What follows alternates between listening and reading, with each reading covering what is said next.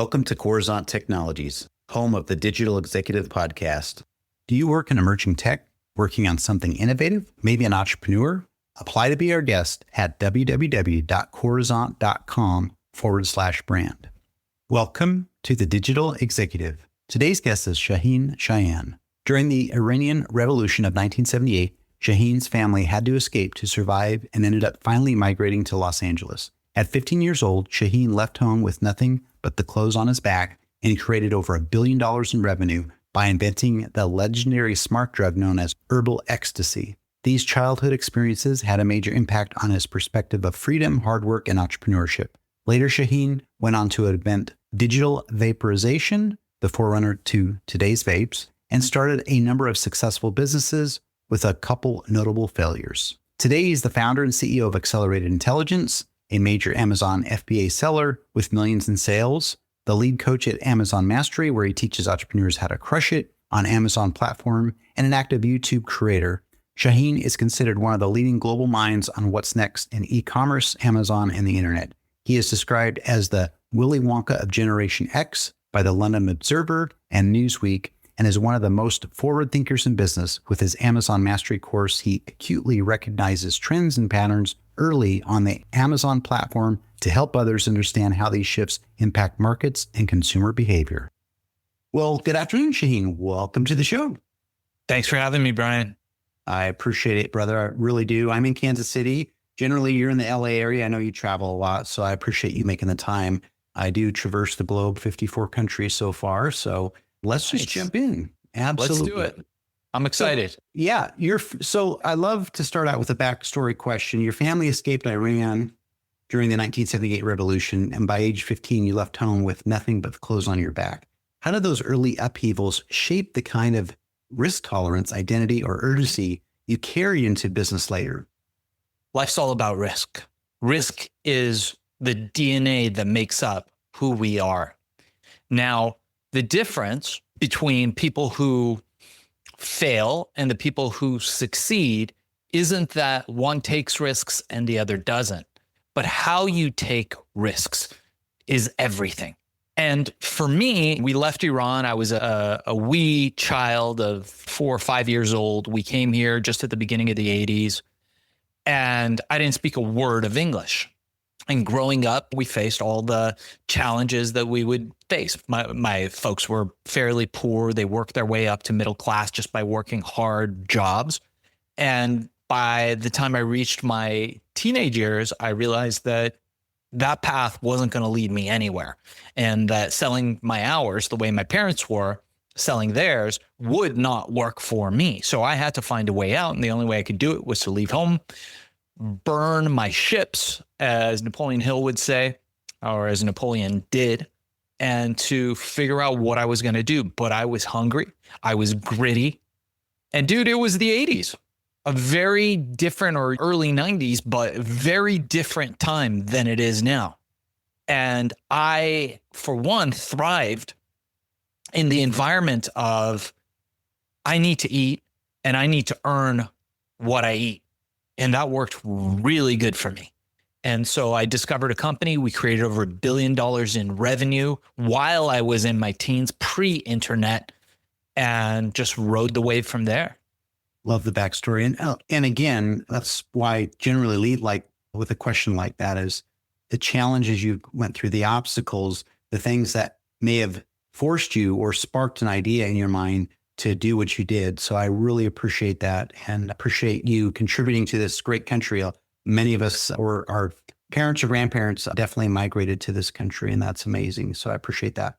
People laugh at me. I always say greatest country in the world. Maybe not for everything, but I'll tell you what, for entrepreneurship and opportunity, go to Europe, right? They live a better lifestyle than we do. They have less stress than we do, and they live better. But as far as opportunity, you want to make money, please try to go to Europe, try to go to Asia, try to go to any other place in the world and duplicate what we have here. There is nowhere on the planet where you can come with less than the clothes in your back, be in debt, be hungry, and still make it. No other country. Absolutely. Free enterprise is on steroids here for sure. So, Shaheen, jumping into your next question, you created what you call Herbal Ecstasy and claim over $1 billion in revenue, as you previously mentioned. Can you take us behind the scenes? How did you conceptualize, produce, distribute, and scale a smart drug? What moral, legal, or logistical challenges did you face then, and how do you reflect on it now? How much time you got, Brian? I can give you this is a 10-minute show. So I'll give you the compressed episode. So I left home, no money, no friends, nowhere to go. All I had was my hunger, a tattered up copy of Think and Grow Rich, and a couple other books, Og Mandino's book. And that's all I had. Those were my friends. And eventually I got enough cash to buy a broken down old car. I managed to sleep in the back seat. And every night with my flashlight, as long as I had money for batteries, I would read the pages of those books. And what I started to do is to hang around the electronic music scene. I realized that I should not be getting involved in crime because in my adolescence, I had attempted that in grade school, and I was really bad at crime, really good at making money, really bad at not getting caught. I would get caught all the time.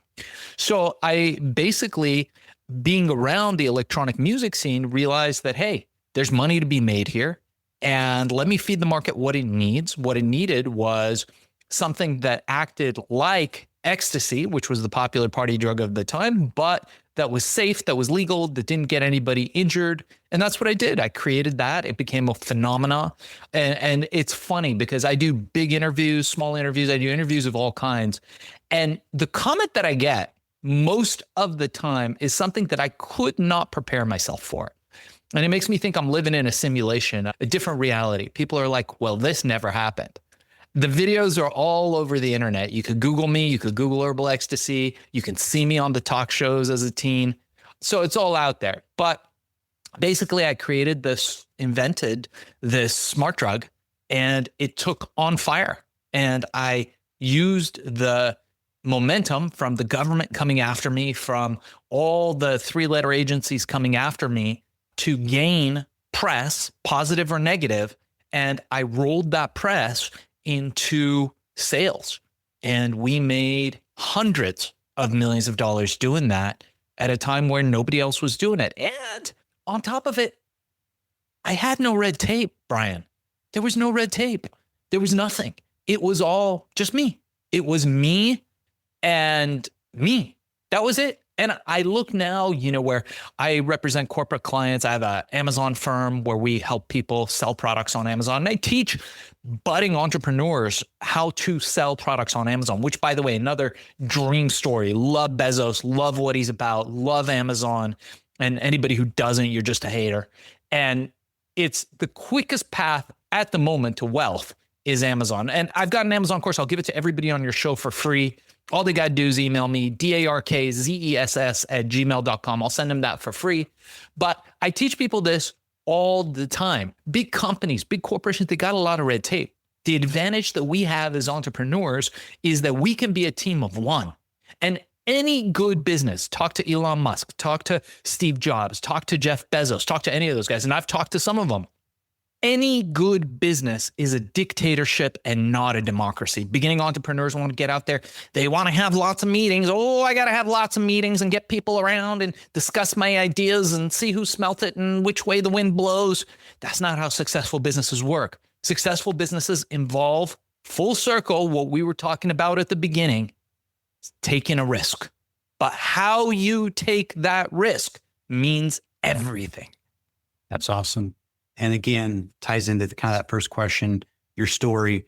I think that's amazing. You took a big risk on yourself. And one of the things that I took away is you had you and you trust you knew you the best, and you got after it. You knew what needed to be done. And because of that, you were able to be successful. It took a lot of work, perseverance, being resilient, of course. And I just love that story. So thank you. And Shaheen, you run your flagship Amazon Mastery courses, but also lead Accelerated Intelligence. It's an agency. How do you balance teaching versus doing? How do you maintain credibility, staying hands-on while scaling your influence? Well, teaching is natural, right? So I think it's very interesting. So I've trained martial arts for a number of years. And one of the greatest things, one of my martial arts teachers from years ago, he was one of Bruce Lee's prodigies. always teaches his students on the wall, and I will never forget this, is the best way to learn something is to teach it. And I love that. I think that came from Socrates. And it's really a fact. I learn as much from my students as they learn from me. And teaching people how to do Amazon is really a collaborative process. Students will bring me stuff where I go, whoa, I didn't even think about that.